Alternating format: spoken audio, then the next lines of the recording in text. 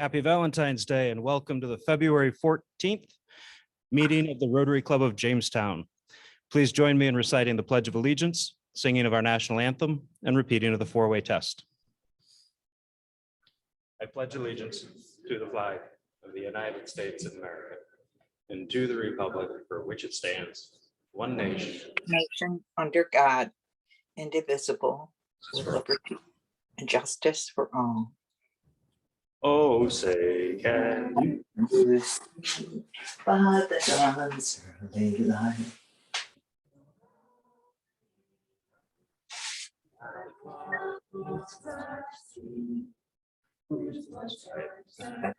bright star,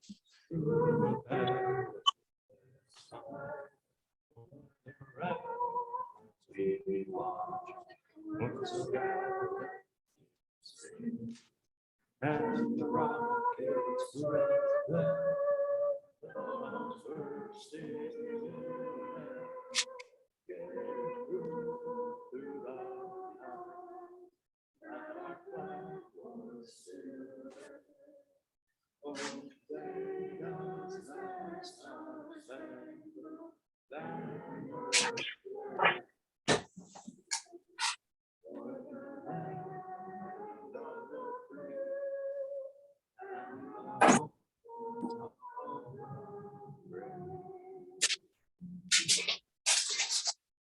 Of the things we say or do, is it the truth? is it the truth? Is it fair to all concerned? Is it fair to all concerned? Will it build goodwill and better friendships? Will it build goodwill and better friendships? Will it be beneficial to all concerned? Will it be beneficial to all concerned? Our invocation today is given by Mary Schiller. Okay, thank you. For the invocation today, I'm going to read portions of a prose poem called Desiderata by Max Ehrmann, done in 1927, but I think the words still resonate today. Go placidly amid the noise and the haste, and remember what peace there may be in silence. As far as possible, without surrender, be on good terms with all persons. Speak your truth quietly and clearly, and listen to others, even to the dull and the ignorant. They too have their story. Take kindly the counsel of the years, gracefully surrendering the things of youth. Nurture strength of spirit to yield you in sudden misfortune, but do not distress yourself with dark imaginings. Many fears are born of fatigue and loneliness. Beyond a wholesome discipline, be gentle with yourself. You are a child of the universe, no less than the trees and the stars. You have a right to be here. And whether or not it is clear to you, no doubt the universe is unfolding as it should. Therefore, be at peace with God, whatever you conceive him to be. And whatever your labors and aspirations in the noisy confusion of life, keep peace in your soul. With all its shams, drudgery, broken dreams, it is still a beautiful world. Be cheerful, strive to be happy. Amen. Please welcome President-elect John Healy to announce our visiting Rotarians and guests. We have one prospective member, guest of Tory, Jean West. So welcome, Jean.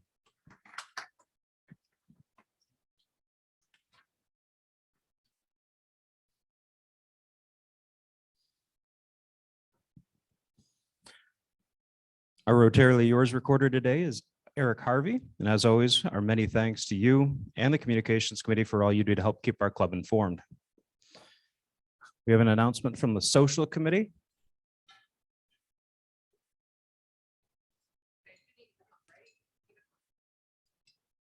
But you at least have to hold.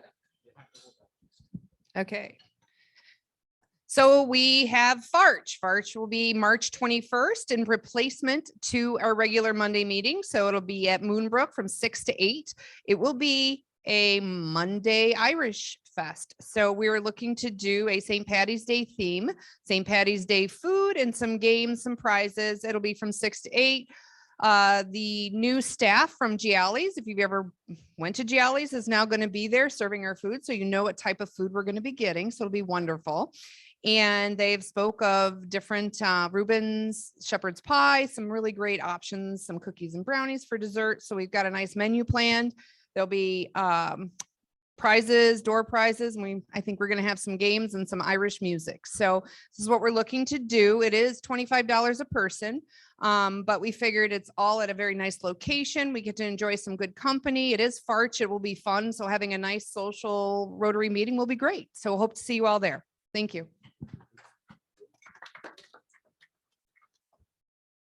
All right. And I wanted to announce that the DEI committee will be meeting by Zoom tomorrow at 3.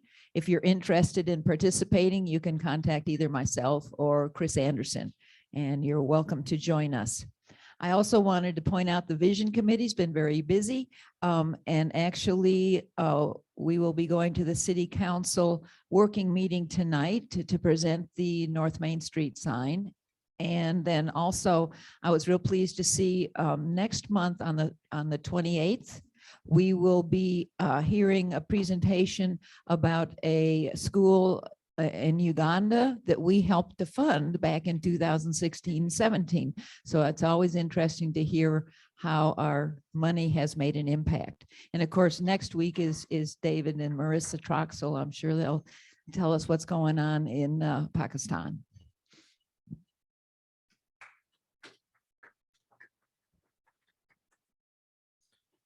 Thank you, Ruth. Thank you, Michelle. Board of Directors is meeting this Friday at 8 a.m. And are there any other announcements? Anyone on Zoom? All right. With that, please get our 50-50 tickets ready.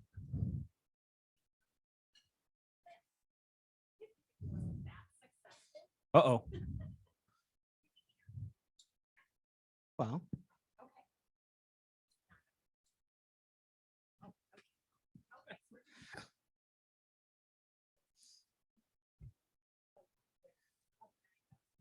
So a $9 winner this week for 50-50.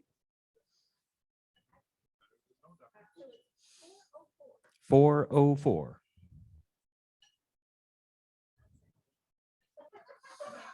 Mike Roberts is donating it back.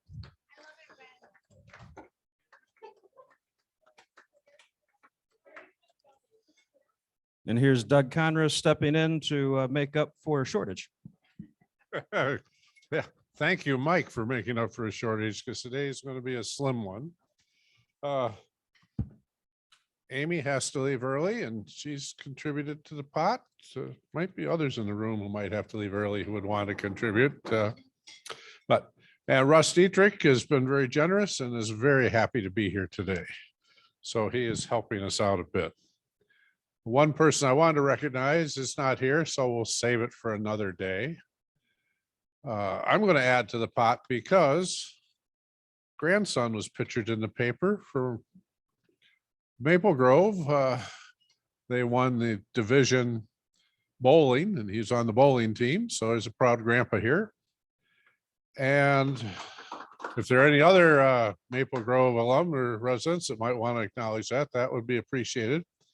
As would be any Southwestern residents, alums or grads, because Southwestern was in the paper yesterday for swimming and diving sectional championship, which is one step up.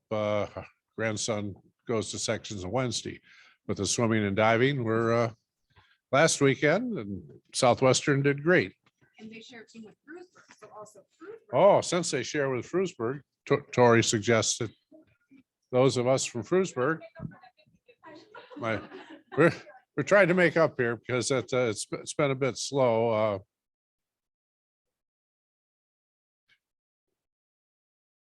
And I wanted to talk with Pat Kinney, but she's not here. Ruth, you might.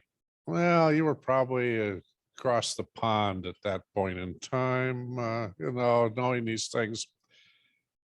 On this date in 1920, what happened in Chicago as a result of the woman's suffrage amendment passing? So I'm giving you some good hints here. What Chris might know, what might. The League of Women Voters was founded on this date. So we appreciate your contribution to the pot for learning that bit of tidbit. And today, let's see, the 14th of February, what? Oh, let's see. Oh, I see Tori's wearing red. I see Joelle's wearing red. I see red about the room. So let's see, Saint Valentine, was he the guy that got the snakes out of Ireland? Or I get these guys mixed up. Stacy, how many Saint Valentines were there? 1, 3, or should we say 2? 3. So your table will greatly help the pot here. Emperor Claudius II decreed that single men should be soldiers. And the Valentine of that day said, come on, guys, we'll let you get married anyway. And did that. And then the second Valentine was killed for helping Christians escape from Roman prisons. And the third Valentine, while a prisoner in Roman prison, sent a love letter to the jailer's daughter saying, from your Valentine. So interesting. So that'll do it for me. Are there happy bucks that would like to add to the pot? Happy bucks. Here comes Diane.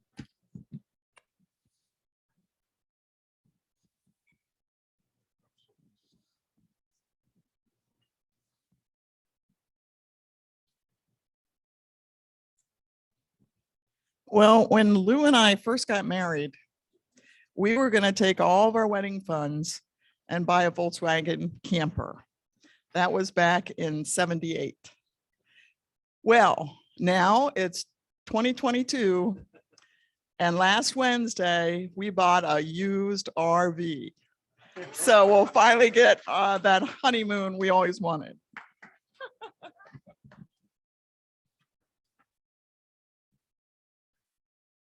Oh, sorry.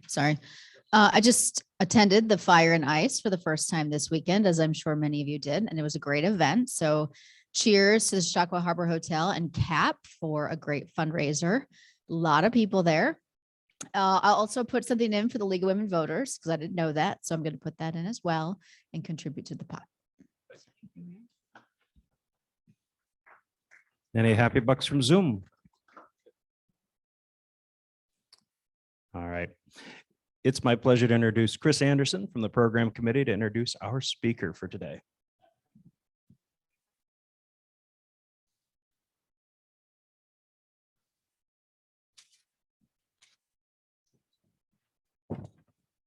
Thanks, Kevin. It's my pleasure to introduce Jose Quinones-Visot. Jose was born in Puerto Rico and raised in Puerto Rico and Miami, Florida. Jose is a giving, creative, and passionate servant leader. He holds a master's degree from Newman University in organizational and strategic leadership and a bachelor's of science in sport and recreation management from Temple University. Jose is also a certified professional life coach through the International Coaching Federation, and most recently, he achieved a diversity, equity, and inclusion in the workplace certificate from the University of South Florida. Jose relocated from Orlando, Florida to Silver Creek, New York to become the cultural outreach and engagement coordinator and training facilitator for the Chautauqua County Department of Mental Hygiene and their System of Care initiative, Chautauqua Tapestry. His main focus was training organizations and the community on cultural competence while building relationships.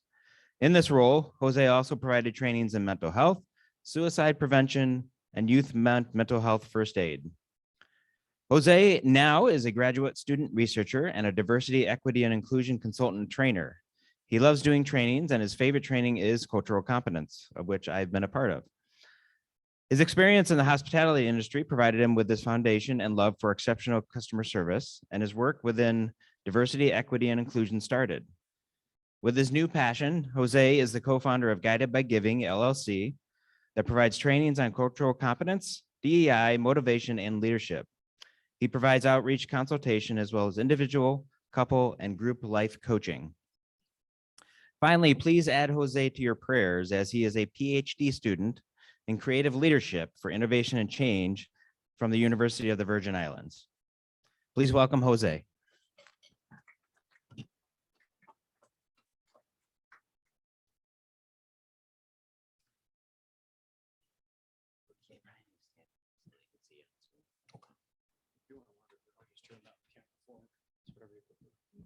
Whichever, whatever's easiest for you guys. But I do need the microphone, right? Yes.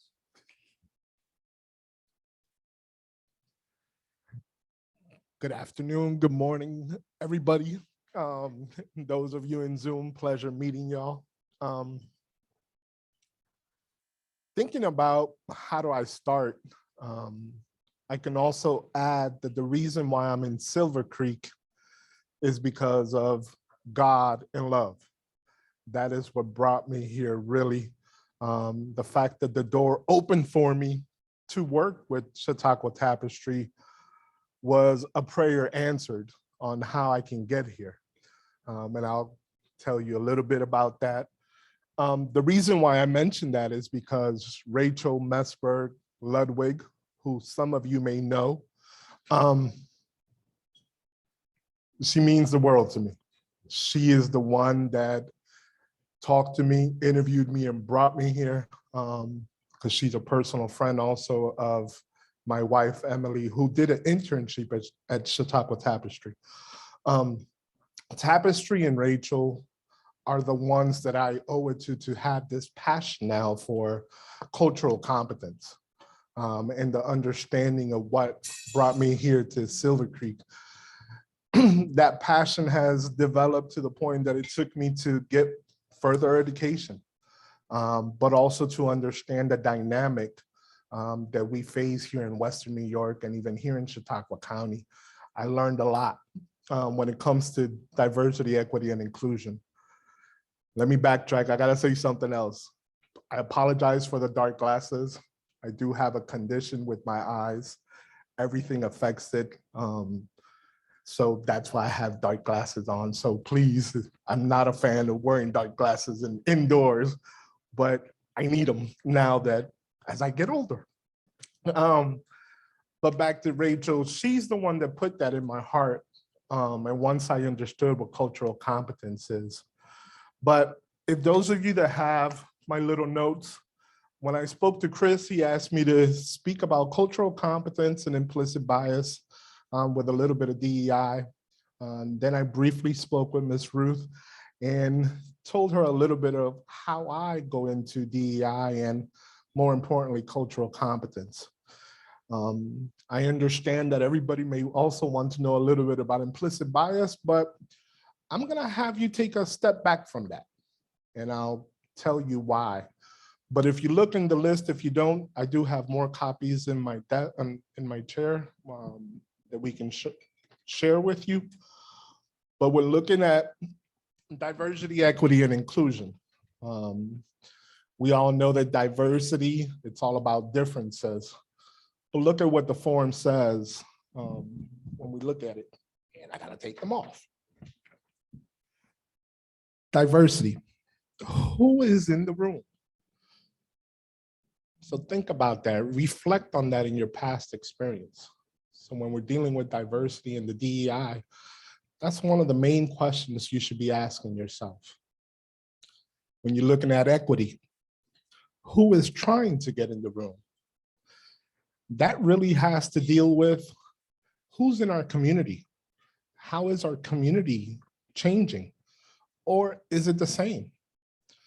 But if you think back of diversity being differences, even if your community is the same and there's really nothing happening in regards to change, there is still a lot of diversity in the room. If we want to talk about color, which I'm against that when it comes to cultural competence, and I'll tell you why. But if there's no difference in color, for example, you still have a lot of differences.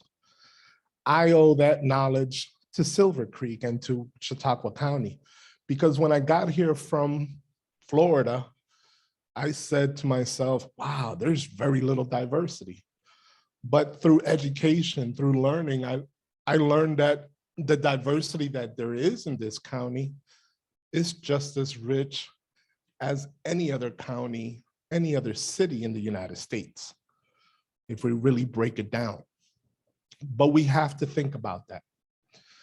Look at inclusion. Have everyone's ideas been heard? So what are we doing with those differences and when people are in the room? That's what we have to think about. What are we doing? And how are we doing it? So DEI, for me, it starts with cultural competence. Understanding cultural competence, being culturally competent. And I also now can tell you, just like I told Ms. Ruth over the phone, I do not like the word competence, because when we go into those types of trainings or when we talk about it, I feel like I'm telling you that you're incompetent. But I will be the first to tell you that that is false. You are not incompetent when it comes to culture. New York State Department of Education doesn't use cultural competence as a phrase anymore. They use cultural responsiveness. So there's a big battle in the world between which word to use, but it means the same thing, and the training is similar, very similar. When you're thinking of DEI and the Rotary Club is already doing it, you want to think about partnerships. You want to think about friendships. That's really what it is how are we partnering with the community?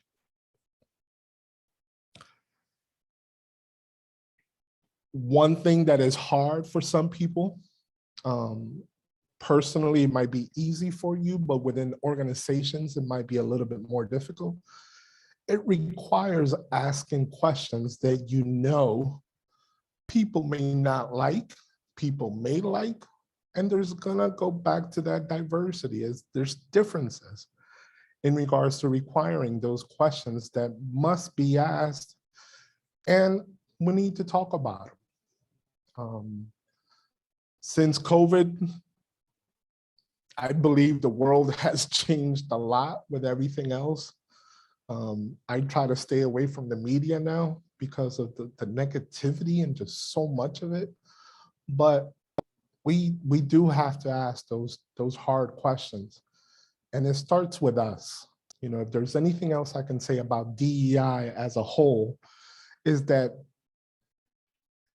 it is beautiful that you have a committee, but DEI starts with everybody. It's not a committee's job to do all of the DEI work. DEI is not that person that now has the title in an organization as a manager or as a director. And I vouch for that even more now because I've been looking for DEI jobs. I have been applying. I haven't gotten that job yet, but it's okay. But with DEI, the new thing is stop playing DEI. Stop playing diversity. Nobody can tell me that the Rotary Club, from what I heard in your meeting of January 24th, because I watched the video before coming here, nobody can tell me that the Rotary Club of Jamestown is not action-based on DEI. You have proven it because your words are past that. The fact that Chris talked to me and invited me to do this short little talk with you, that is part of your action plan. That is how you do DEI. So you will notice though, and this is something that I have seen through the job searches that and a couple interviews that I had, there are people out there playing diversity. They really don't mean it.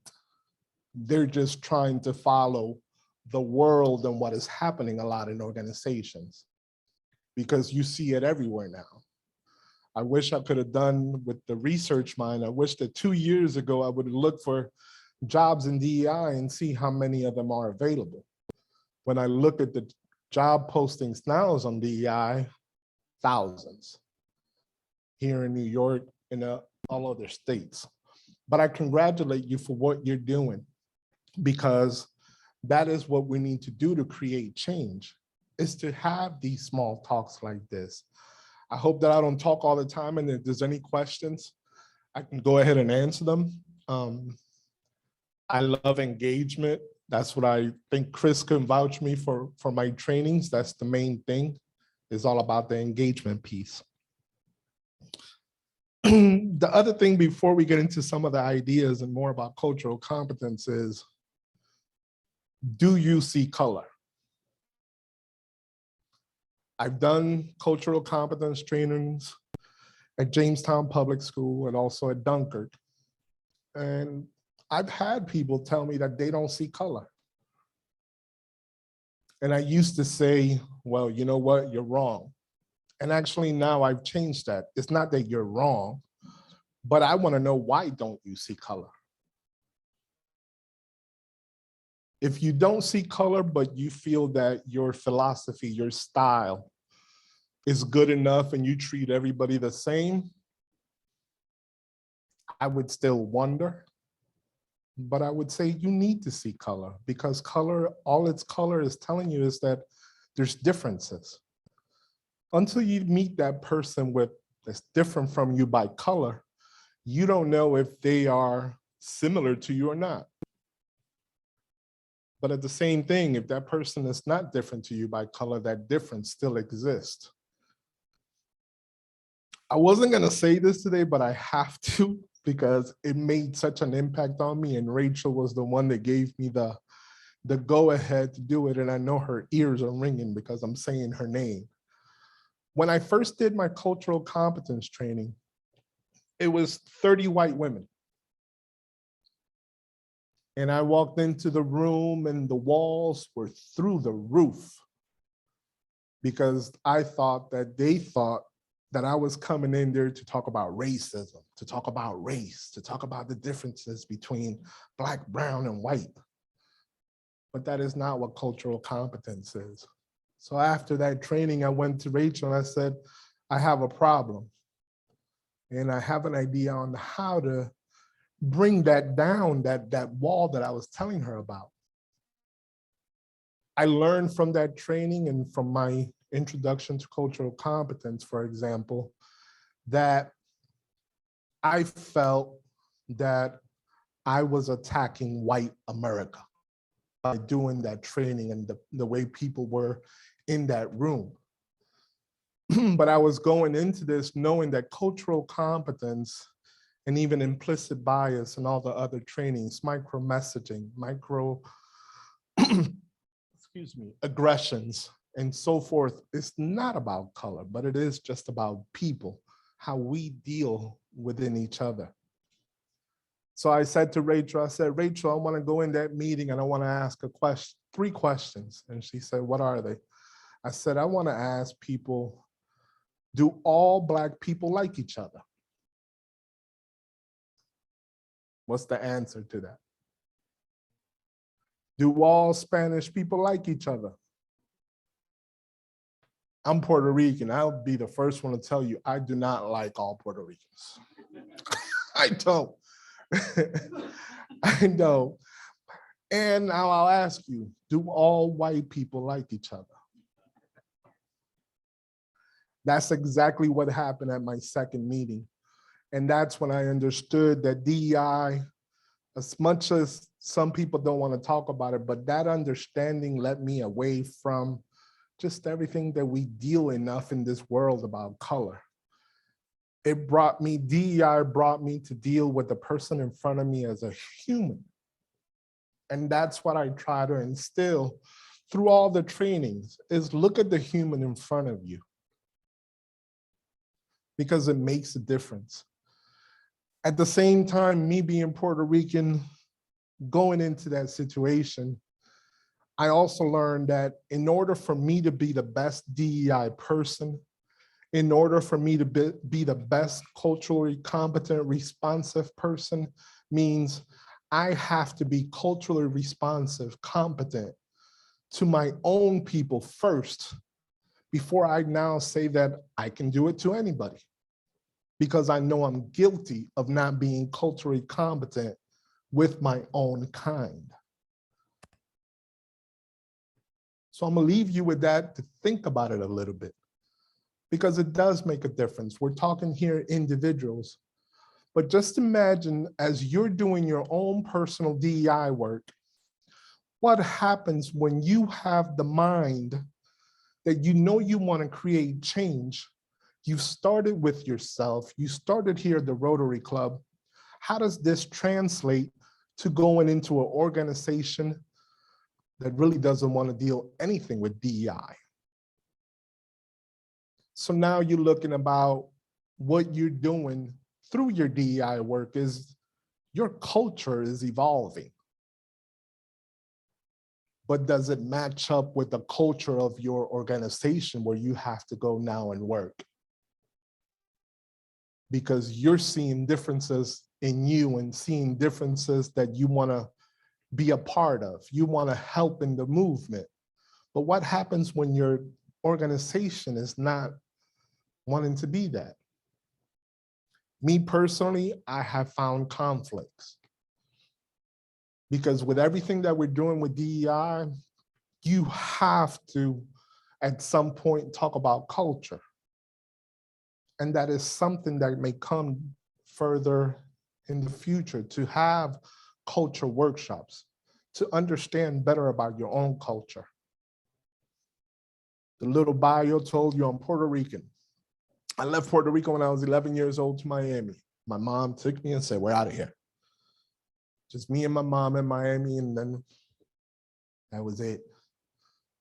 But I ask you, is my culture really Puerto Rican culture? If you were to ask me, Jose, what's your culture? Do you really think my answer should be, I'm Puerto Rican, it's Puerto Rican culture? Who here has a Puerto Rican friend other than me? What do they like to eat? Okay, I'm sorry. Spanish wise, they're from their tostones. Okay, that's fried plantain. Huh? Rice and beans. I used to eat rice and beans every day. My mom would make rice and beans every day. So if I look at the food, culture-wise, if I was to say I'm Puerto Rican, that's probably one of the biggest assumptions, is that, oh, he must eat a lot of rice and beans and tostones. I can't anymore. I don't even like rice anymore. It's because of my health, but it has evolved. You know, for example, with Puerto Ricans, again, talking about culture, music is salsa. I got 2 left feet. I do not listen to salsa. I don't dance salsa. So is that culture with DEI is that question, and it has to do a lot with our assumptions. And we have to be careful. Just because somebody says they're Puerto Rican, don't assume. But that culture piece with DEI is something that is also needed, because you yourself can see the differences in your culture. At 11, if somebody would explain to me what culture is, yes, I would have said, my culture is strictly Puerto Rican. But today, 51 years old, I can say that my culture has evolved so much that I don't even have a name for it. My favorite music is hip hop. My favorite food is pizza. So my culture has evolved, and that is how DEI is. That is how the trainings are. It's not a one-time thing and that's it. You're in a life journey. Your life and what you have done with yourself, it has been a journey. And starting to do it in DEI, that is exactly what you are becoming. You're going into another journey that you will apply to all of your life. My bio said that I'm a servant leader. By far, I am a servant leader. But if you haven't heard this term, and I think Kirk would probably know about it, I don't know if anybody else has done leadership work. Now I say that I am an inclusive servant leader. because there is a model called inclusive leadership, which the framework is, it starts with DEI, and then you apply all of your leadership skills, but you're starting with DEI. So now I say I'm an inclusive servant leader, because yes, DEI, cultural competence, that is at the forefront. If you look at the ideas that I put there for DEI, did any of them strike out more at you?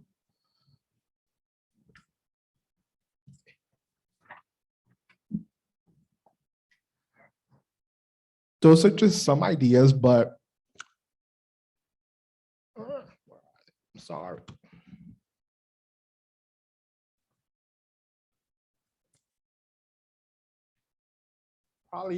Probably the last one is the most important one. And what it is when DEI starts in an organization, it has to start from the top. If it's not at the top, there's going to be issues within the organization. It has to be a trickle-down effect, goes from the top and so forth. I got two examples of here in Chautauqua County, Chautauqua Opportunities and the Resource Center were some of my first trainings that I did for Tapestry, and that is exactly what happened. At Opportunities with Miss Johnson, Diane Hewitt Johnson, we started at the top, and then from there, she opened it up to other managers and leaders, where then I had leaders saying, can you come talk to the staff, front level staff? But it's that trickle down effect. The same thing happened at the Resource Center, even though I wasn't able to get with Tad and the staff that he wanted me to do, but the Resource Center also, Chris can vouch this, they went a different, and they invited a lot of people to our training. So, but with the ideas, again, it starts from the top. You want to go start from the top and trickle that down. So any questions on that, on the ideas? It was just something I wanted to share with you guys, the possibility of different things that you can do. The process can be complex, but you will evolve with it. You can evolve with it. And you've already started that.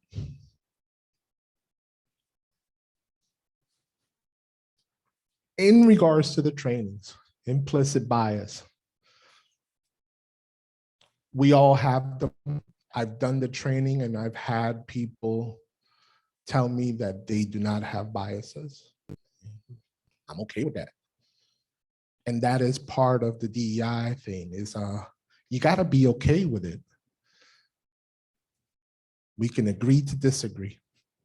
But one of the reasons I didn't want to just talk to you about implicit bias is because I believe that the training that comes second or third if you're starting with DEI. As I mentioned with DEI, for me, cultural competence is the way to go. Why is that? Cultural competence to me is the art of building a relationship. I have a very large background in hospitality, sport, recreation major. I did an internship in Orlando. So that started started me towards that whole thing about customer service. My wife says that I take customer service to a different level, especially when I don't get the service that I think or that I believe that I should be getting when I'm walking into a place of business. But have you ever been to a customer service training, or have you ever given a customer service training to your staff? Have you ever mentioned the word culture within that type of training? And if you have been through a customer service training and they have talked to you about culture, please raise your hand and tell me yes. You have? Where? CVS Pharmacy, okay. That is great to know. Anybody else? Customer service training, but they talk about culture. That is my correlation to customer service and cultural competence. Cultural competence to me is the beginning because, again, I told you, take away color. It's not about color. It's about humans. What are you doing to serve that human, that next person? You should be a customer service person in your organization, not just to who is bringing in money to your company, but to that coworker. You have to be culturally competent to your coworker, just like you're going to be culturally competent to somebody that walks in that place of business. Cultural competence deals with cultural shock. And if you ever go through my training, you'll learn this about me. From Miami, I went to Nebraska.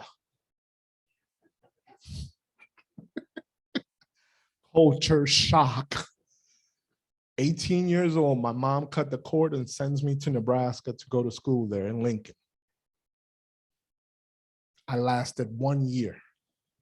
I went back to Miami, and I had more culture shock when I got back to Miami than what I experienced in Nebraska. Nebraska, I say, saved my life. But you want to deal with things with culture shock as you're trying to see the person in front of you and how you're helping them. Other terms that we deal with in cultural competence and that art of building the relationship is cultural identity, cultural intelligence, cultural empathy, cultural compassion. You've already have started this at the Rotary Club because you already have dealt with cultural awareness. That is the foundation of DEI. You want to have it. You got to have something inside of you says, let's try this. Let's do this. That is cultural awareness. And that is the first thing, for example, that I talk about in a cultural competence training. People want to be aware. They gotta have that love for it and they want to do it. But that's where it starts. It starts with that cultural awareness piece. So when I do the training and I finish talking about cultural competence and what it is and all the terms that we talk about, I tell people, now take away the word cultural or cultural out of it. In my opinion, you just received the above and beyond customer service training. Nowhere do we talk about white, black, brown. Is none of that. It's all about the human experience. What are we doing to better serve somebody, whether they are your coworker or they are that person that walks in the place of business that's looking for something from you, whether they're buying something from you or whether it's a service. It's about that interaction. How are you building that relationship? The journey is not easy. So you have to be careful. Just how I started at the beginning mentioning some things about assumption. The journey is going to require adaptability, flexibility. It's going to require you to get out of your comfort zone. Unlearn what you have learned. And I know that we have heard that a lot, but it's really about that if you really want to do that. Cultural competence, DEI, the other piece of diversity is really having a strategy of outreach. What are we doing to see what's happening to our community? For example, I learned that Jamestown is very different from Dunkirk, and I've only been here since 2017. But as I told you, I'm Puerto Rican, and just about, I would say 90% of the people that I tell them that I'm Puerto Rican, they're like, oh, you live in Dunkirk. And then I started hearing that, oh, you must be living in Dunkerico. I don't know what that is, but no, I do not live in Dunkirk. But again, it's that assumption. And I also learned through cultural competence and culture and the diversity, the differences, my fellow Puerto Ricans that live in Dunkirk are very different from the ones in Jamestown. And I can tell you that because it's where they come from in Puerto Rico. Once I learned about that, it helped me with my outreach. When I first got here, and the outreach and the work that I was doing to make everything better. For certain understanding that that community had to know that there are services here for you. But I was struggling.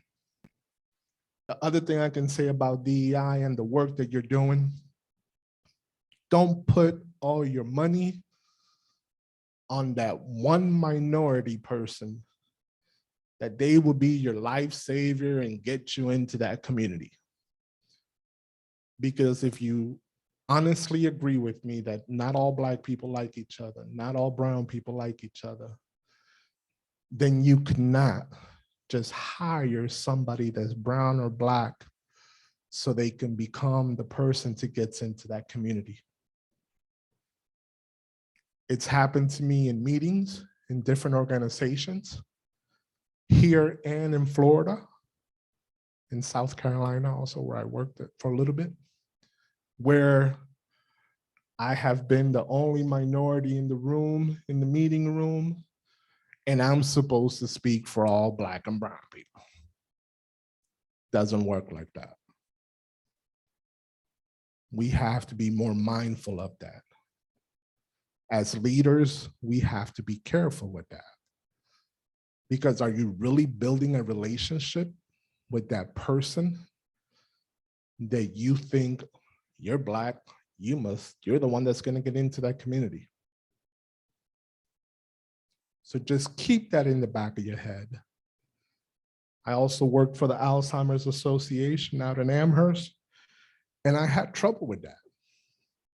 I was hired in outreach, and it's because they wanted to increase diversity by the volunteers that we had. But I just could not understand why they thought that I am the savior of this. If I understand that there's differences amongst my own culture, we have to be careful with that. Because you or white America, if differences of two workers, one is white and me being Puerto Rican, we both have the same capability to reach that community.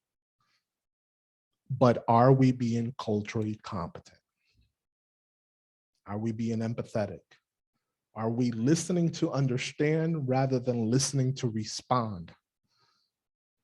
No matter how hard the question is, do you ask the question?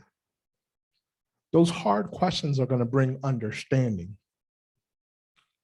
Once you understand, you're able to then develop an action plan on how to best serve and so forth. But that's what it's about. So with DEI, for me, it starts with cultural competence. After that, I gave you a list of trainings that are also available that people do. People do micro-messaging, microaggressions, implicit bias, unconscious bias, culture workshops, or even just a DEI training. And now if you want to add it, which I know people want to go against this instead of calling it JEDI, I think there's another name for it, but they've added the word justice to this, and you know the issues that the world has had with that. Any questions?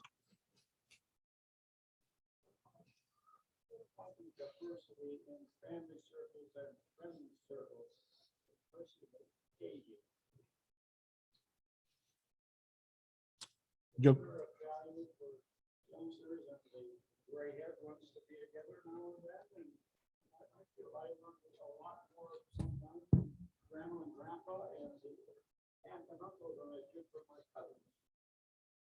you're absolutely right. And that is something we need more of. We need more of to help our children, to help our children just to listen. But you know, our children can be very stubborn. I have a 17-year-old in the house that within the last week me and my wife say that we both have melted because of the things that's coming out of his mouth. It just, I don't have any kids of my own. The fact that I came into this relationship, they are white. And since 2017, it hasn't been the easiest for me. But within the last 2 weeks, sir, I can tell you that it has been the most beautiful time I have had with him. And it has been because something within him has opened up his mind and his heart to listen to me. And I can tell you that there has been in the past in situations with him that there have been things that has been said that is, why should I listen to him? He's not my dad and he's not even from here. So listening to that kind of words, you're absolutely right. We need more of that. There is a dynamic that I'm sure you guys can attest that a lot of the families now, there's a lot more interracial relationships and families. And it's something that we need to help our children with, not to wait until they're in their 20s or after college to finally start listening to the elderly. When I did my training at GA Services for the foster kids. And I had one kid, 15 years old, he was white. After he went through my cultural competence training, he says to me, "Can you please say these things to my racist uncle?" When he used the word racist, I said, okay. I said, well, if he's really a racist and that's your definition of your uncle, I'm not sure that he wants to listen to me right now. But the fact that I can speak and tell him about this and what it is, and he was that open to say, you know what, everything you have said is things that we do here because of the differences that they have seen. I think is needed more. I had so much fun at Jamestown Public School talking to 11th graders in one of their electives classes. Can't remember the name of the course, but it was an elective that dealt with justice. And she brought me in to do cultural competence training and also an implicit bias training to them. How many of you know who Martha Stewart is? I know you know. How many people know who LL Cool J is? There's a picture that I had in my presentation. I had a picture of Martha Stewart and a picture of LL Cool J wearing a white tank top, lots of gold chains, everything. And I asked the group, I said, who is the one that has been to jail? I had to first explain to the kids who is LL Cool J because they had no clue. But look at those differences just by a simple picture. I recently did a DEI training that I went to. Can't remember the gentleman who did the training, but he had a picture of George Floyd and the officer with his knee on top of him. And I was in shock. I was like, what is he trying to do to us with that picture? And then he pulls up the caption and says, if you think one person can't change the world, rethink it, because you may be that person that can change the world. And the person that changed the world wasn't George Floyd. It was the knee that the officer had on George Floyd. Maybe not the greatest of example, but think about it. Look at the impact of those actions. So when we're thinking about DEI and what we want and what we want to achieve, one of you is the start. And the Rotary Club at Jamestown has already started by having a committee and behind it being action-based by inviting me to come here and briefly talk to you. And I encourage you to do the rest with other people because my perspective can be different from others at this same level of DEI, cultural competence, implicit bias. DEI has to deal with becoming a better storyteller. You have a story that can make an impact in me. You have a story that can help me be a better trainer. You have a story that can help me grow. And that is what hopefully DEI is doing to those you are impacting outside of the Rotary Club. You're helping people grow. Last words for me. For me, it starts with my heart. It starts with love. This is what it's about. You know, it starts from where's your heart leading you? What's that gut feeling? I've added some other things there in that conclusion, but that's really where it goes with. Hopefully we can talk again, even if you just need help coming into your committee, DEI committee, and then because the more minds you put together, the better it can be for everybody. But any questions and anything else? Well, thank you so much. Like I said, the paper has a little ideas. Feel free that we can talk more about them at another time or with others as a panel or something, but thank you so much for the opportunity.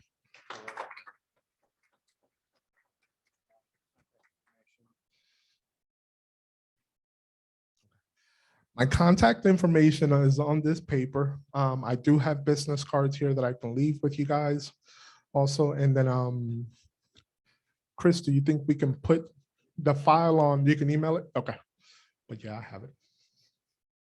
But please, any question, no silly question, no hard question, they're all good.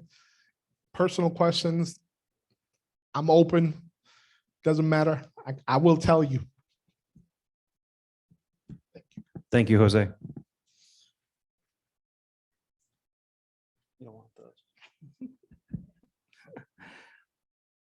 One of Rotary International's major programs is the eradication of polio throughout the world. We are down to just 2 countries where polio exists. And in honor and thanks of your presentation to our club today, we will make a donation that will vaccinate 4 children who will never experience polio in their life. Remembering this year's Rotary International theme, serve to change lives. Caring for and serving others is the best way to live because it changes not only other people's lives, but also our own. Thank you, and we are adjourned.